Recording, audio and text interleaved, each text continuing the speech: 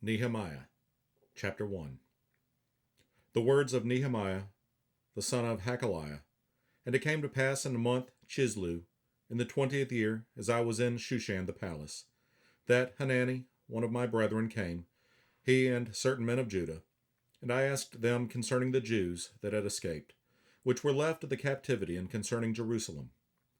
And they said unto me, The remnant that are left of the captivity there in the province are in great affliction and reproach.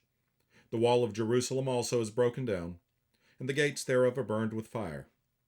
And it came to pass, when I heard these words, that I sat down and wept, and mourned certain days, and fasted and prayed before the God of heaven. And said, I beseech thee, O Lord God of heaven, the great and terrible God that keepeth covenant and mercy for them that love him and observe his commandments. Let thine ear now be attentive, and thine eyes open, that thou mayest hear the prayer of thy servant, which I pray before thee now, day and night, for the children of Israel thy servants. And confess the sins of the children of Israel, which we have sinned against thee. Both I and my father's house have sinned. We have dealt very corruptly against thee, and have not kept the commandments, nor the statutes, nor the judgments, which thou commandedst thy servant Moses. Remember, I beseech thee, the word that thou commandedst thy servant Moses, saying, If ye transgress, I will scatter you abroad among the nations.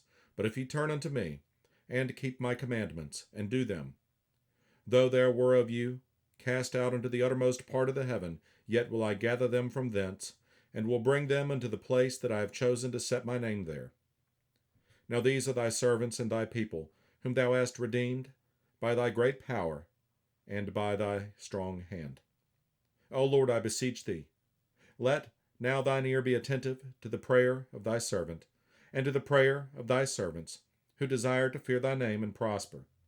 I pray thee, thy servant this day, and grant him mercy in the sight of this man, for I was the king's cupbearer.